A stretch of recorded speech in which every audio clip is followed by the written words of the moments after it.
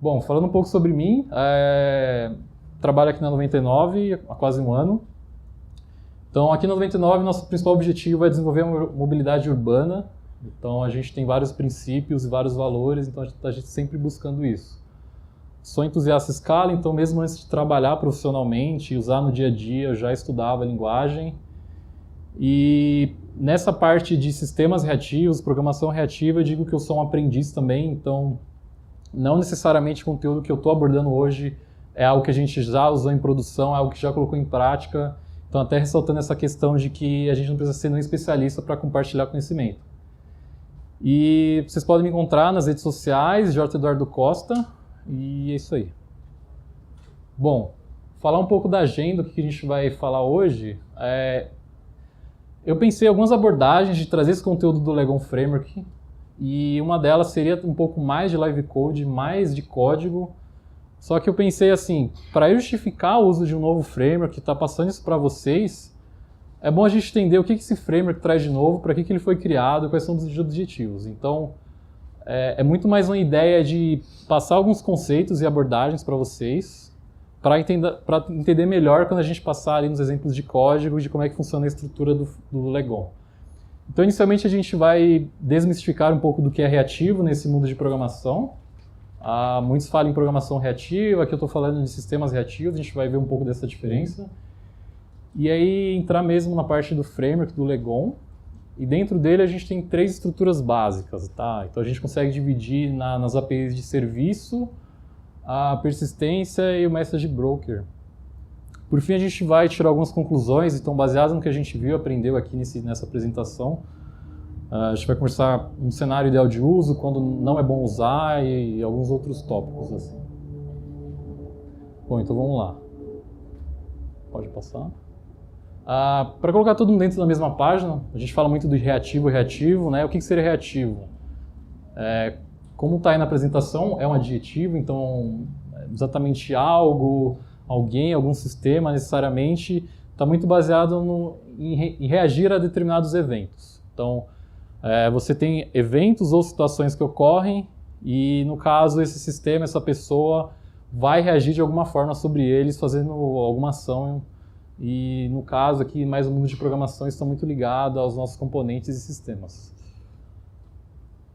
De início, já queria citar esses 2 conteúdos até como referência. Na verdade, eles nem são livros, eu posso dizer como eles são mini-livros. Ambos são da Lightband.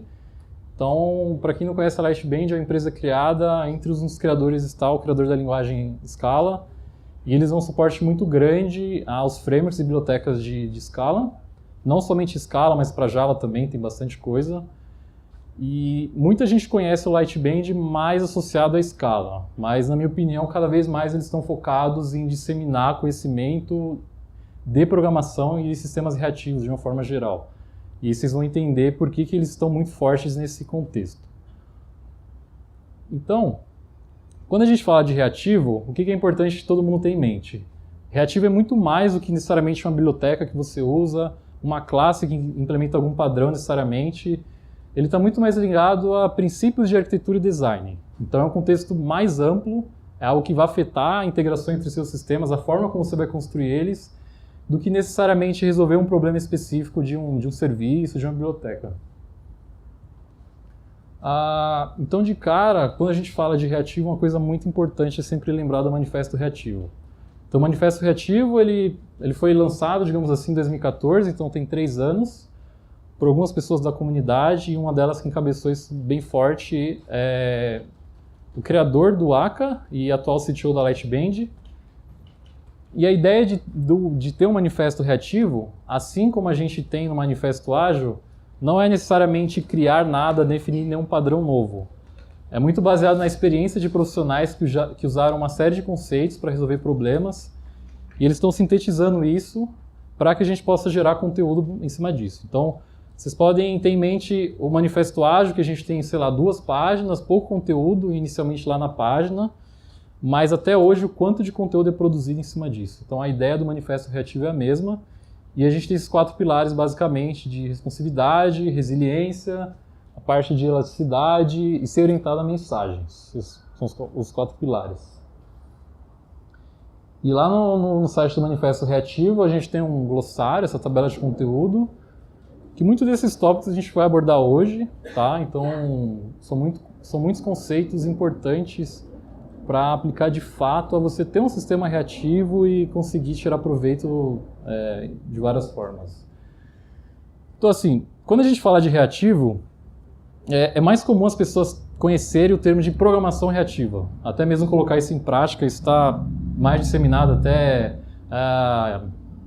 desenvolvimento para mobile, iOS e Android, é muito comum isso por ser orientado a eventos. E quando eu trago esse tema de sistemas reativos, pode haver uma confusão. Então algumas pessoas podem achar que é a mesma coisa, são coisas diferentes, se um veio para substituir o outro, se veio para ser complementar. Então vamos tentar entender essa diferença entre os dois. E inicialmente eu vou falar sobre a programação reativa, e a base da programação reativa é o React Strings. Então o React Strings é uma especificação que foi basicamente desenvolvida por membros da Lightband. Então mais uma vez eles não estão necessariamente disponibilizando algo novo, mas a partir de uma especificação a gente consegue ter muito mais compatibilidade, conteúdo gerado em cima disso. Então, de uma forma bem resumida, o React Strings ele permite que a gente faça processamento assíncrono, não blocante, com back pressure, que o Eduardo comentou na palestra passada. E uma coisa legal é que na JDK 9, que foi lançada em dezembro, a gente tem especificação nativa de React Strings, que até então, para se utilizar isso dentro de JVM, a gente dependia de implementações de bibliotecas. E tendo a especificação direto na JDK, para você atingir um padrão entre mais de uma biblioteca, vai ser muito mais eficaz. Então, quando a gente fala de back pressure, que é o conceito base do React Strings, isso vai entrar ação quando o nosso sistema literalmente estiver under pressure. Então, quando ele estiver com uma carga muito alta, então digamos que a gente sempre vai ter um relacionamento de alguém produzindo dados e alguém consumindo. Então, quando um desses dois lados desbalancear, então, se, por exemplo, eu consigo processar 100 requisições por segundo, eu estou recebendo 1000. Então, tem esse desbalanceamento. E aí, nessa hora que entra o back pressure. Então, a ideia é bem rápida de explicar o que é o back pressure. É mais essa parte de eu conseguir processar somente o que eu tenho capacidade para isso. Então, nesse exemplo, a gente tem um dos lados pedindo 3 eventos, tá? E aí, o produtor, no caso, ele diz assim, estou te dando 3 eventos, eu tenho mais, mas eu não vou te dar eles agora porque eu não quero sobrecarregar você. E aí você pode adotar várias estratégias em relação ao que você vai fazer com esses dados adicionais. Você pode enfileirar eles para fazer um processamento posterior, você pode até mesmo dropar esse conteúdo. Então, se você está num cenário mais de real-time, se você... talvez a informação de 30 segundos atrás não faça mais sentido, você pode adotar essa estratégia de dropar esse conteúdo. E ainda assim, de React Strings, a gente tem essas principais bibliotecas, que são talvez as mais comuns até nesse contexto de JVM. Todas implementam back pressure, então tem alguma coisa nesse sentido por trás. Então, Akka muito forte na parte de string de dados, que acaba sendo algo complementar aos atores, tá? Você combina atores com string de dados usando back pressure. Embaixo do Akka, o que é legal falar é o Reactor, que é um projeto do pessoal do Spring. Então, Spring é uma biblioteca muito importante aí no ecossistema Java. Inclusive, a próxima versão do Spring, que vai ser a 5, ela vai ser totalmente baseada no conceito de programação reativa. Eles vão divulgar isso cada vez mais. E talvez vale citar também o React Extensions, que é uma biblioteca que a gente tem para quase todas as linguagens do mercado. E também por trás a gente tem essa questão de back pressure. E assim, a programação reativa está muito mais ligada na resolução de problemas específicos dentro de um sistema. Então, muito mais controles de fluxo, tá?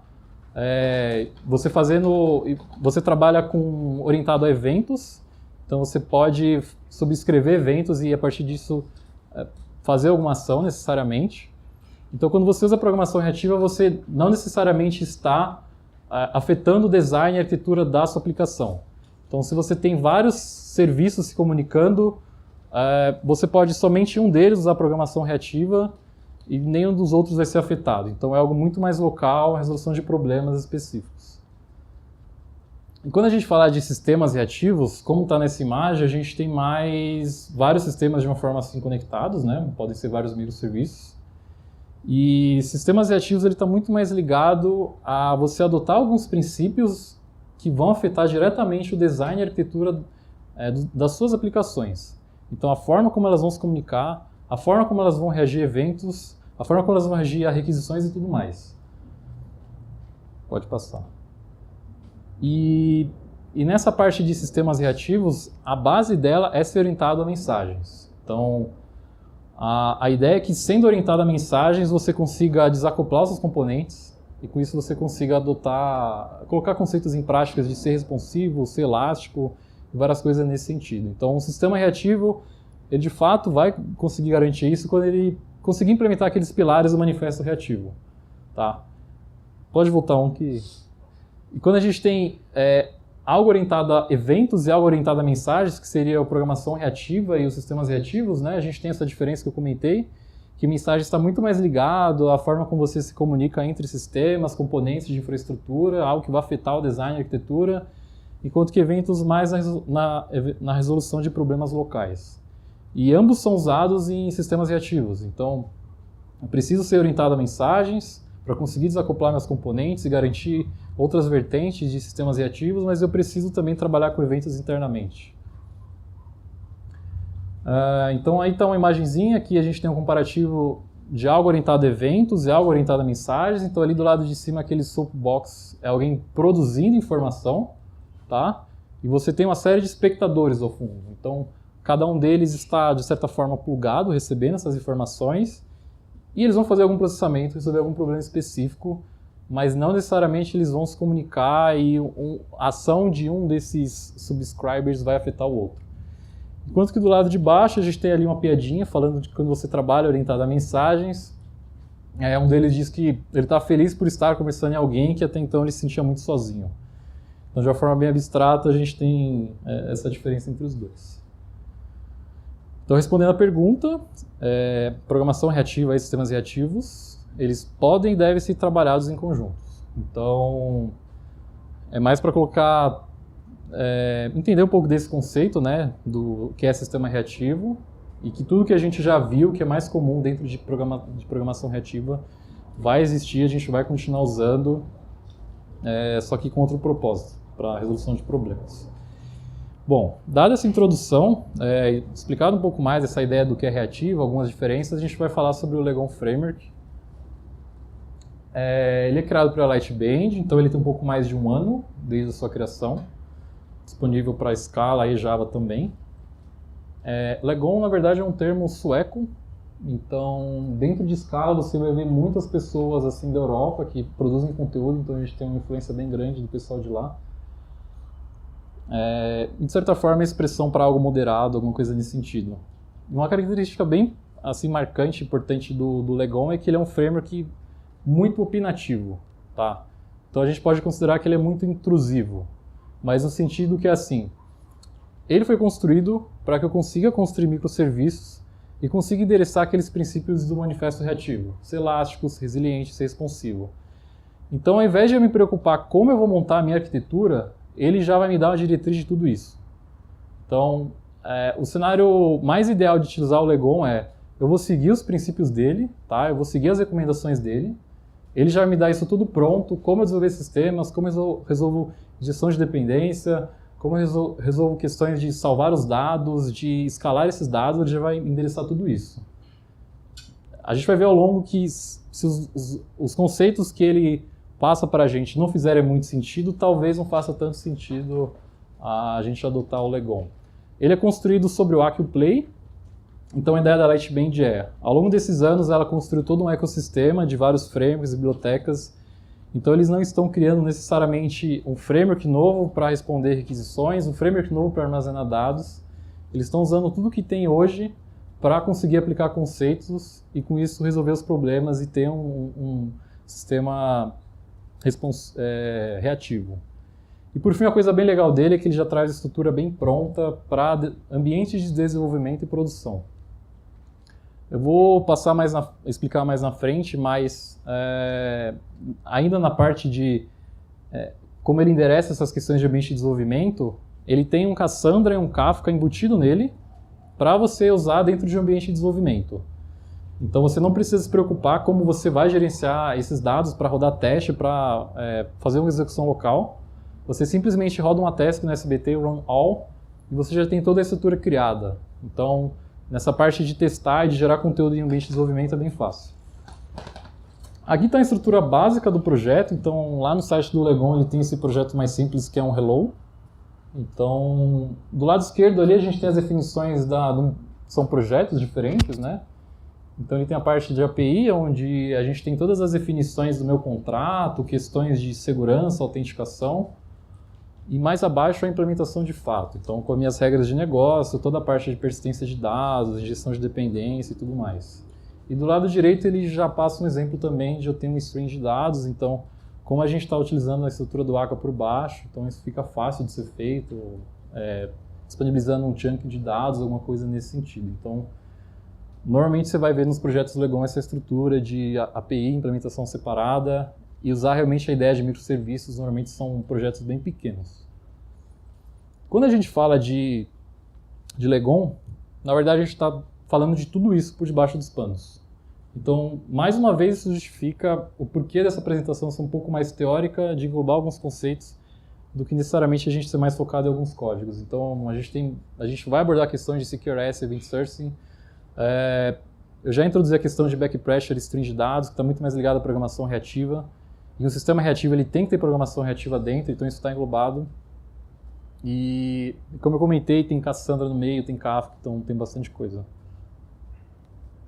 Então, vamos começar a abrir um pouco o framework. Então, o primeiro tópico vai ser a parte do Service API. Então, essa é a estrutura básica, tá?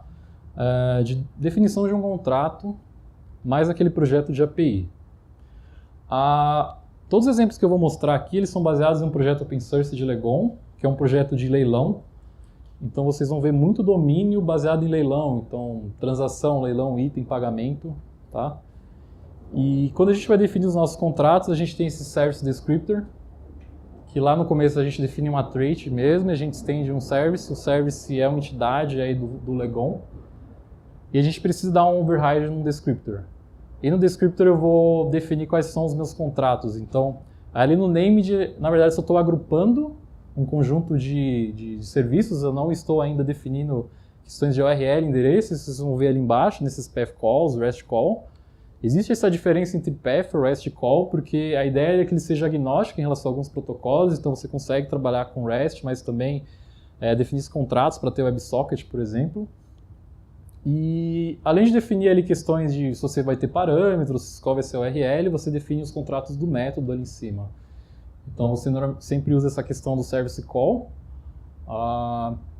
onde do lado esquerdo você vai ter qual a sua estrutura de request, que vai fazer sentido se for um post, por exemplo, você tem conteúdo no request.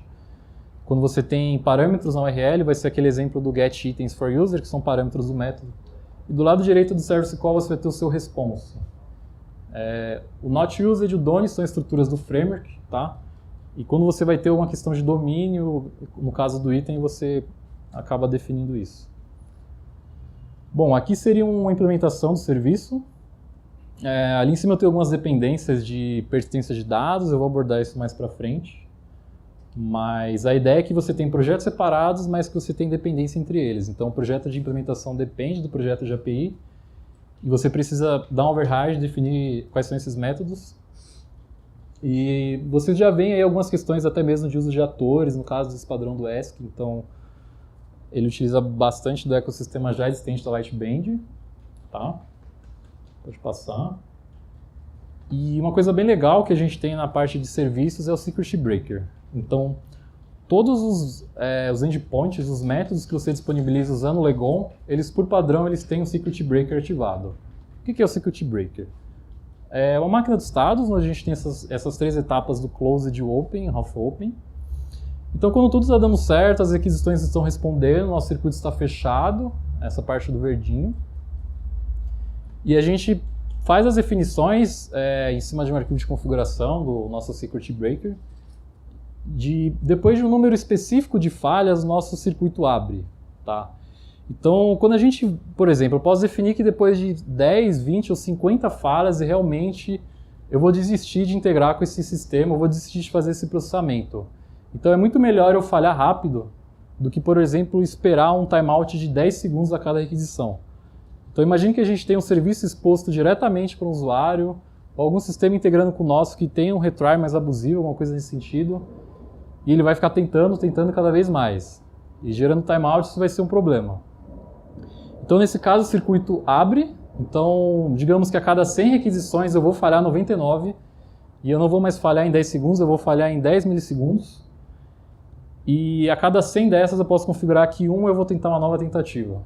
E se essa nova tentativa der certo, eu consigo reabrir o meu circuito e voltar para esse estado de closed de tudo funcionando.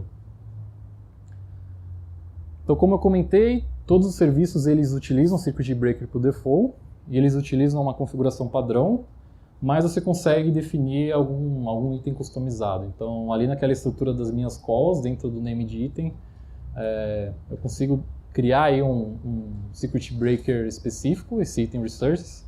Lá no arquivo de configuração eu tenho algumas diretrizes de como vai funcionar o meu Circuit Breaker.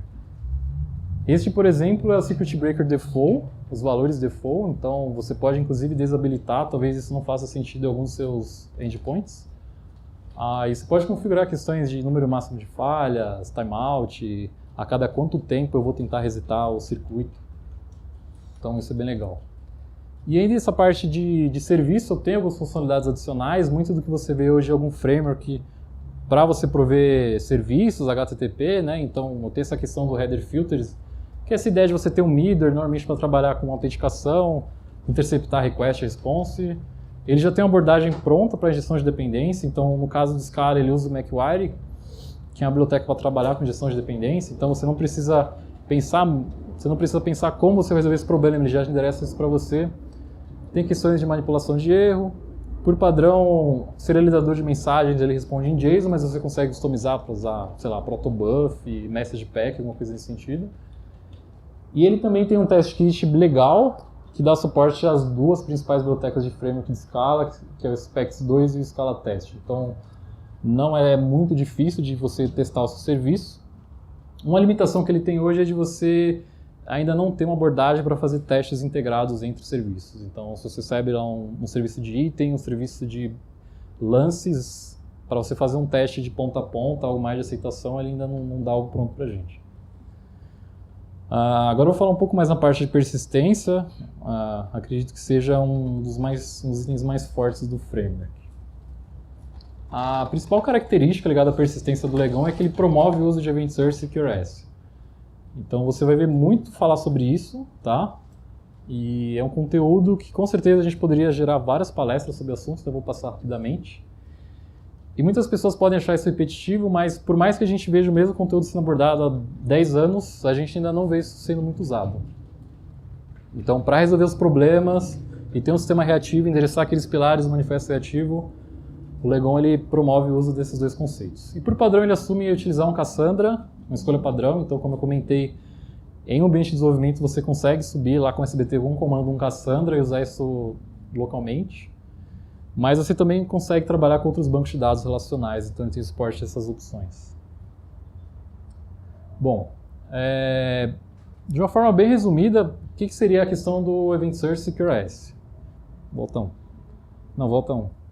Isso. Não, deixa só assim os itens ali. Passa um. Aí.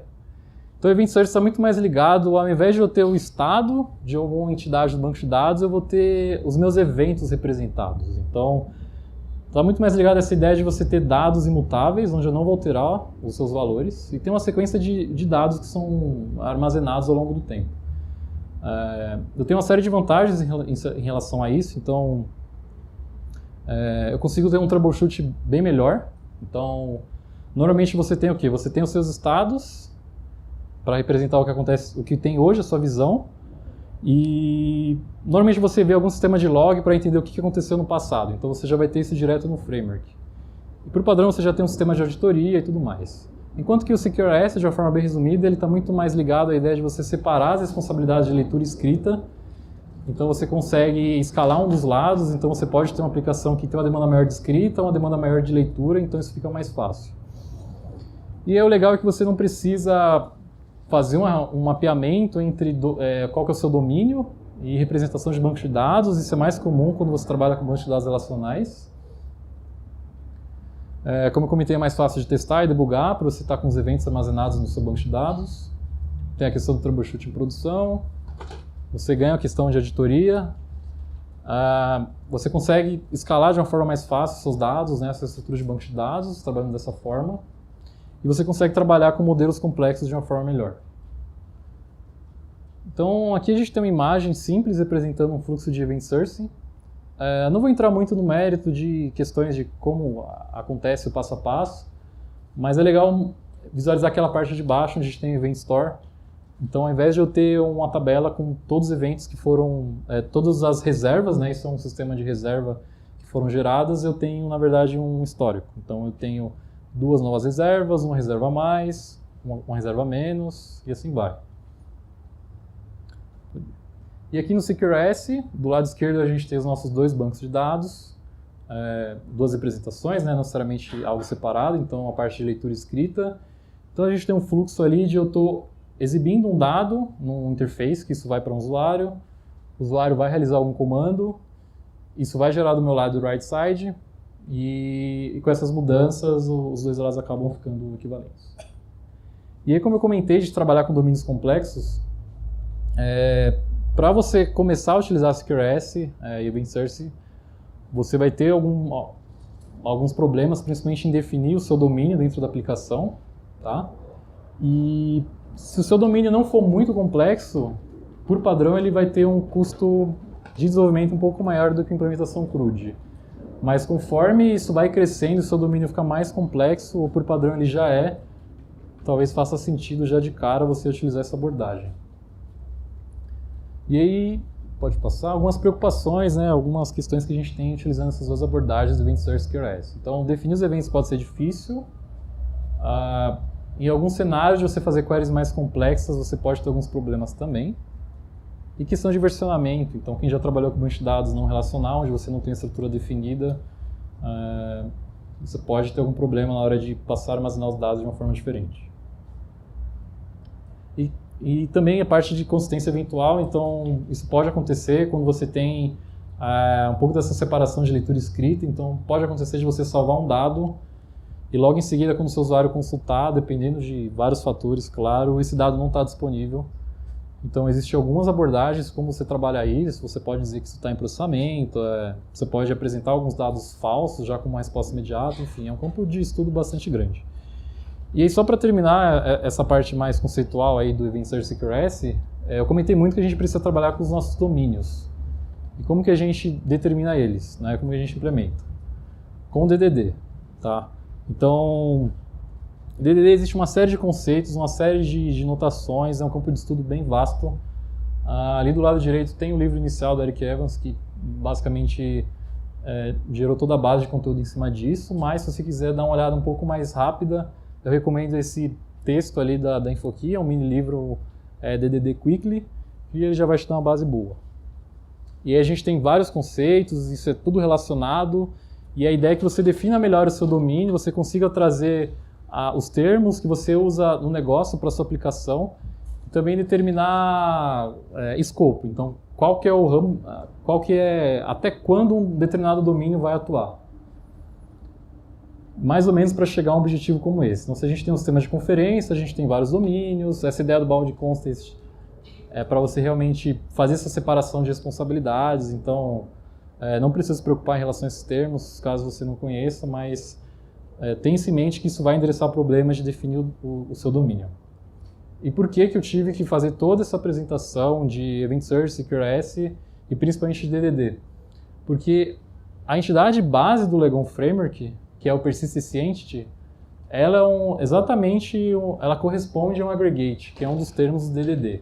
Então, se você fez o trabalho de casa, você definiu o seu domínio usando técnicas de DDD, para você utilizar essa estrutura do Legon vai ser mais fácil, além de outras vantagens que você vai ter também. Então, você interage mandando mensagens, né, que são comandos, e você tem essa estrutura base, que são os comandos, eventos e status. Então, vamos lá. Mais uma vez, aí um domínio de leilão, né? Então, a gente estende esse persistente, que é uma classe do framework.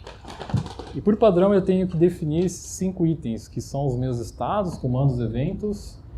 E qual que seria o estado inicial e os meus comportamentos. Então ali em cima, o conceito importante que é legal ter é que normalmente você vai enviar comandos, muito nessa ideia de event sourcing, isso vai gerar um determinado estado para ser armazenado de certa forma como um evento. Então, eu quero adicionar um item, que é um comando, isso vai gerar um estado de item adicionado e por fim eu vou ter um evento persistido. Então, indo em cima daquele exemplo, eu tenho mais ou menos a estrutura de como seria um command, um state, um event, tá? Command é algo meramente formal ali, é só definir uma trait mesmo, para o framework conseguir se entender. Enquanto que o estado você precisa fazer algumas definições do seu negócio, do seu domínio. Então, nesse sistema de leilão, por exemplo, para eu conseguir representar um estado, eu preciso ter uma entidade do leilão, eu preciso ter um status, um histórico de lances, tá? E por fim, o evento, eu preciso seguir aí uma anotação do framework para conseguir gerar e persistir esses dados. E aqui o under action é mais uma questão de um dos comportamentos da minha aplicação. Então a ideia é você definir várias ações, e vocês estão vendo ali que de início a gente tem os comandos, tá? Read only é um comando por si só. Então do lado esquerdo ele vai ser qual que é o comando que você está executando, então isso está muito ligado à ideia do event sourcing. E dependendo do comando você vai chegar a um resultado, você vai ter... No fim você vai acabar persistindo essa informação, como é o caso ali do finish bidding. Você tem um persist, e por fim isso vai gerar os eventos, né? Então um bid place, de um finish. Você precisa determinar como que fica o seu estado para armazenar esse evento. Então, não precisa, mais uma vez, não precisa se preocupar muito em entender mais a fundo como funciona, mas é bom ter em mente que, seguindo esses princípios, a gente vai alcançar o objetivo de ter event source QRS, e o Legon já dá isso para a gente de uma forma bem endereçada.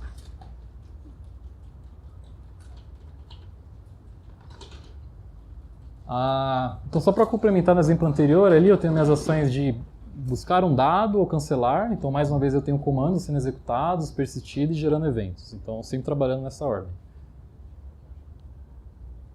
E por fim, eu tenho essa estrutura do Redside, que está muito mais ligado a como eu vou consultar os dados. Então, normalmente, nessa ideia de Event Source QRS, quando você armazena os dados, né, persiste os eventos, você precisa fazer algumas transformações, trabalhar os dados para que você consiga obter eles posteriormente. Então, aqui utilizando ainda a Cassandra, não tem muito segredo em cima da anotação, um select com alguns parâmetros. E normalmente você tem esse Event Processor, que você tem vários handlers onde, para cada um dos estados, né, que são gerados dentro desse contexto, você faz alguma atualização dos seus estados para que você consiga obter esses dados posteriormente. É legal ele mostrar também que a gente tem a questão do offset, então quando a gente trabalha com vários eventos, a gente, de certa forma, como se a gente tivesse uma pilha de dados, a gente precisa ter alguém apontando para qual é o dado atual, qual é o dado mais recente. Então ele acaba fazendo essa referência. Por fim, a gente tem a definição do Message Broker. E uma ideia que eles tentam passar bastante no Legon é que, assim, existe outras abordagens do que a implementação padrão de um request response usando JSON sobre HTTP. Então, por mais que a gente use algumas abordagens de ser assíncrono, muitas vezes o nosso client acaba sendo síncrono. Então, se eu quiser responder um 200, né, que é uma anotação síncrona, eu posso fazer uma série de estratégias de assíncrono para não bloquear a thread, algumas questões de otimização de performance, mas você vai acabar tendo essa limitação do HTTP. Então, ali do lado esquerdo, que seria o outside, em cenários extremos, né, sistemas extremamente robustos, a gente vai ter algumas limitações de HTTP, então ele dá um exemplo de 100 mil requisições por segundo, é um número bastante alto, mas a gente tem sistemas que a gente precisa trabalhar com dados acima disso, e quando você trabalha de forma assíncrona de verdade, usando mensagens e fazendo processamento binário, entre outras coisas, pode chegar a 1 milhão de mensagens por segundo, alguma coisa nesse sentido. São números que normalmente você vê lá na página do ACA, trabalhando com atores, que a gente realmente consegue chegar nesse número. E quando a gente fala da API do Message Broker do Legon, a gente tem suporte aos padrões síncrono e assíncrono.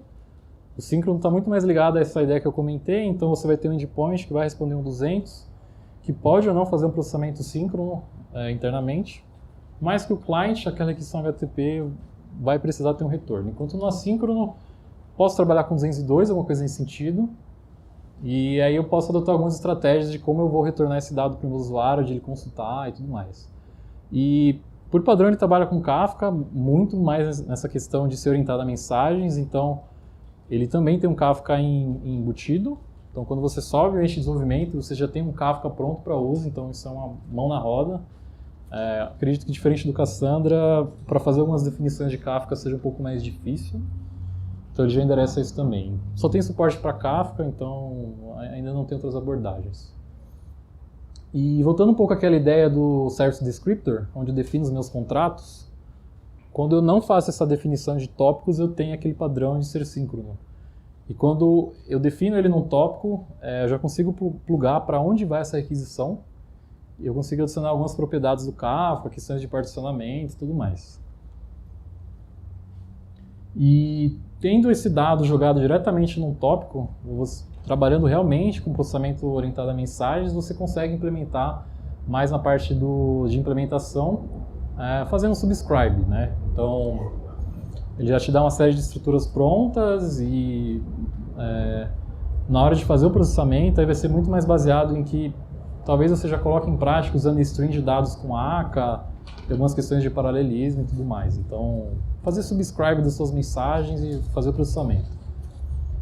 Também ele tem a estrutura pronta para você ter producers, então definir dados, tá? No cenário que você tem string de dados, você disponibiliza isso para terceiros. Ele já vai te dar uma estrutura muito bem endereçada de como você vai processar isso.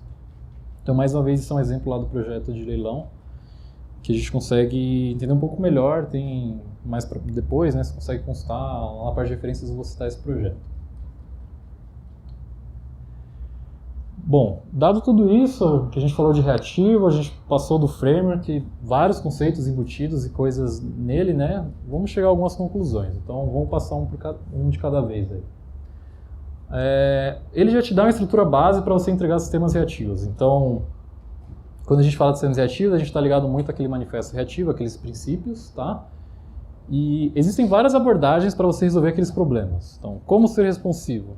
Como eu trabalhar orientado a mensagens? Como eu ser elástico? Como eu ser tolerante a falhas? E nesse framework ele já me dá uma abordagem de como resolver esses problemas. Seja usando Event Source, SecureS, seja tendo Secret Breaker, seja tendo Back Pressure. Então, uma série de conceitos envolvidos que vai me endereçar isso. Então, ele já me dá isso tudo pronto. E com isso eu posso me dedicar mais ao negócio, tá? Então eu posso delegar essa responsabilidade de arquitetura e design para o framework, ele já vai me trazer isso, e focar muito mais no desenvolvimento que é necessário. E como eu comentei, ele já tem a estrutura pronta para você fazer testes locais, subir isso na aplicação, as dependências dele já estão embutidas, e também na hora de construir testes ele tem um teste kit bacana. Coisas não tão boas, tá? Então vocês viram que a gente passou por uma série de conceitos, provavelmente conceitos que cada um daria uma ou mais palestras, se a gente for analisar mais a fundo. Então, para a gente utilizar o Legon, a gente acaba tendo uma complexidade alta embutida, então tem muita coisa acontecendo por debaixo dos panos. Isso acaba sendo um problema de vários frameworks, infelizmente, do que a gente tem em Scala, algumas coisas nesse sentido. Também pelo fato de ser um framework mais recente, tem um pouco mais de um ano, então ele tem baixa adesão, então você não vai achar tantos cases, tá? Talvez o case mais legal que eu tenha visto foi um meetup de Singapura, que o pessoal usou o Legon Framework muito mais para trabalhar com essa questão de Event Source. Então lá eles fazem uma apresentação bem extensa, você acha no YouTube, que eles passam mais de uma hora falando em questões de Event Source, como eles melhoraram o negócio deles e como o Legon ajudou eles. E, consequentemente, como eu comentei, a gente tem poucos exemplos, né, poucas questões compartilhadas, então, para vocês terem ideia, até uma curiosidade, inicialmente, quando esse framework foi disponibilizado, ele foi primeiro disponibilizado com API para Java do que Scala, porque, segundo a Lightband, Java era a comunidade mais carente em relação a adotar alguns padrões de reativo. E só posteriormente ele disponibilizou isso para Scala. Então, nesse sistema aqui eu mostrei para vocês do leilão, algumas implementações no próprio Scala ainda não estão prontas. Então, por mais que tenha um ano, acho que ainda é um framework a ser bastante evoluído, mas que ele já endereça uma série de questões para você ter sistemas mais reativos. Essas são as referências, então, tudo que eu retirei ali de Event Source, SecureS, a parte DDD, tem um conjunto de artigos da Microsoft que é muito bom. que é essa jornada CQRS. Você vai ver referência a esse conteúdo em vários artigos sobre. Lá no início eu comentei aqueles 2 mini-livros que eles te dão a introdução do reativo, da Lightband. E por fim ali a gente tem um projeto do leilão que eu passei vários exemplos para vocês. Além disso, o que é bom, só para finalizar? Independente da gente, depois de tudo que a gente viu, como é o framework, né, quais problemas que ele endereça, etc., se vale a pena eu começar a usar ou não, independente disso, eu acho que o que é bastante proveitoso nessa apresentação é a série de conceitos que foram apresentados. Então, por exemplo, falei sobre Secret Breaker. Será que hoje você usa Secret Breaker dentro do seu sistema? Você não necessariamente precisa adotar um Legon Framework para isso. Às vezes você está utilizando o Aka na parte de HTTP, ele já tem isso pronto, mas você não está utilizando. Às vezes você usa outra linguagem, que com certeza tem isso, né? Tem, e você não está tirando proveito desse conceito.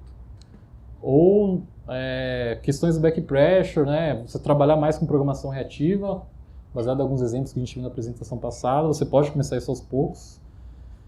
E também, às vezes, uma parte do seu sistema faz mais sentido usar Event Source, então você pode começar por lá. Então a gente não necessariamente precisa pegar esse Legon, tentar ver onde ele vai se encaixar. Eu acho que o mais rico dele é a série de conceitos que ele acaba disponibilizando para a gente alcançar objetivos de ser reativo e resolver uma série de problemas, para a gente ter aplicações realmente robustas e resolver vários problemas. Bom, é isso. Isso aí, pessoal. Obrigado.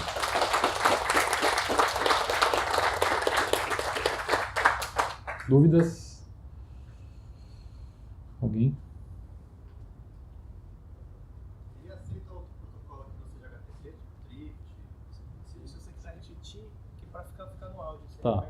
Então ele perguntou se lá na parte de service, né, ele aceita algum outro protocolo que não seja o HTTP. Pelo que eu pesquisei, pelo que eu trabalhei em cima, hoje não tem, tá? Existem algumas conversas sobre isso. Se trabalhar com Drift, RPC, algumas coisas assim. Como eu comentei, tem no HTTP, que ainda assim é limitado a REST, WebSocket, mas ainda é específico nesse sentido, não tem algo fora disso. Qual é a ideia Fechou? de separar projetos de API e projeto de implementação? Tem uma motivação específica para fazer essa separação? Bom, então a pergunta é muito mais qual que é a ideia de você separar a parte lá dos seus contratos e a implementação. Eu acredito que é muito mais ligado à parte de orientação e você dividir responsabilidades necessariamente. E também porque no próprio sistema de leilão lá você vai ver alguns usos, alguns casos que você acaba reaproveitando algumas implementações em outros projetos. Eu acredito que isso poderia sim tá junto, tá? Isso não necessariamente vai gerar aplicações diferentes, é só uma forma de dividir os dados. Mas eu acho que é muito mais nessa questão de organização de código e de responsabilidade para você ter estrutura bem pequenas e cada um trabalhar uma parte do sistema. Duas perguntas. Uma se isso está sendo usado em 99 em alguma coisa, se é só pessoal e tal, um projeto seu. E a segunda em algum momento isso conflita um pouco com a visão funcional das coisas, porque parece que vai muito pro lado de orientação a objeto, assim, parece meio Java, assim, vai pro lado de coisa. Você acha que conflita um pouco, tem algum conflito com a paradigma funcional, assim? Bom, a primeira pergunta seria se isso tem algum uso aqui na 99, na verdade não. Como eu comentei, é muito mais baseado nos estudos, né, que eu estou realizando, e é muito mais na ideia de trazer um conteúdo que é relativamente novo aqui em Scala, no Meetup. Como eu comentei no final, acho que é válido, o que me fez refletir algumas questões, por exemplo, vou começar a usar Secret Breaker mais, eu não faço essas definições. Talvez algum cenário faça sentido eu persistir eventos, mas não necessariamente a gente não usa hoje. Então, e a segunda pergunta é se essa série de conceitos, estruturas, eles acabam não ferindo alguns conceitos de programação funcional, alguns paradigmas. Eu acredito que talvez sim, tá?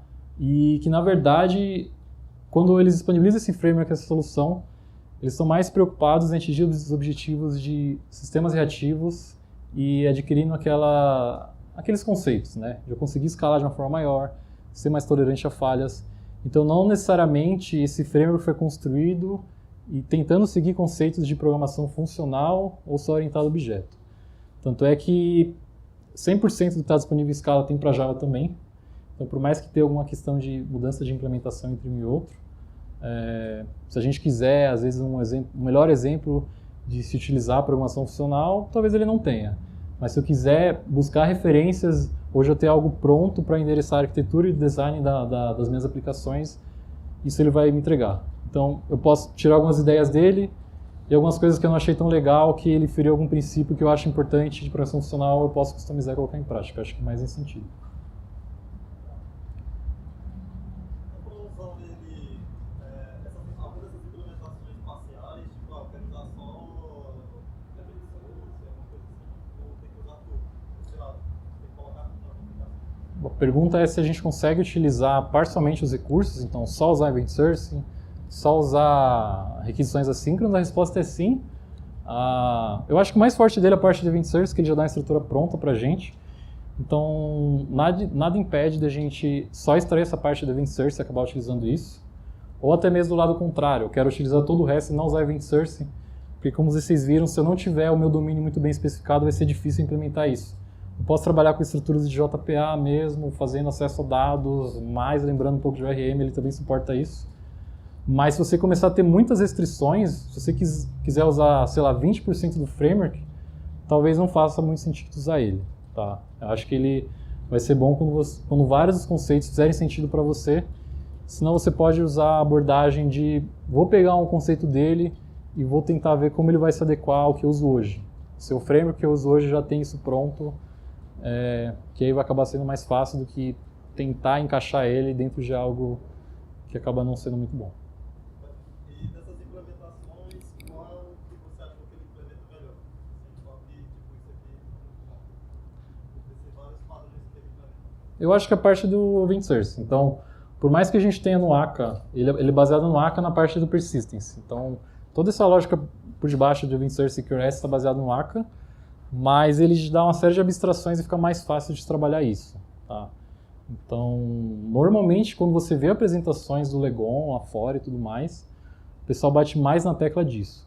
Então, normalmente, o que tem chamado mais atenção dessa implementação é na hora de você trabalhar nessa ideia de persistência de eventos e nessa API dele de persistência. Faz sentido usar o Legon se eu estiver planejando alguns microserviços não escritos em JVM, sei lá, os modelos de machine learning Python, por exemplo. Alguns modelos não... Faz sentido usar o Legon se alguns dos meus microserviços não forem feitos para JVM. Se faz sentido hoje utilizar o Legon se alguns dos meus microserviços não são feitos em JVM. Eu não cheguei a abordar, mas ele existe uma forma de você definir os seus contratos, naquela ideia do Service Descriptor, e você linkar um serviço externo que seria a implementação deles. Então, talvez isso encaixaria no que você está dizendo. Então, eu tenho metade do meu sistema ali dentro de JVM, sendo feito em Java e Scala, e eu defino os meus contratos para conseguir trabalhar de uma forma melhor, e eu endereço isso para um outro microserviço que está em Python, alguma coisa nesse sentido. Então, lá na documentação ele tem alguns exemplos disso e não sei se funciona muito bem, mas parece ser bem simples. Você só define qual que é o microserviço que responde a determinada ação e aí você consegue trabalhar de uma forma integrada. Acho que funciona assim. Beleza? Isso aí, pessoal. Obrigado.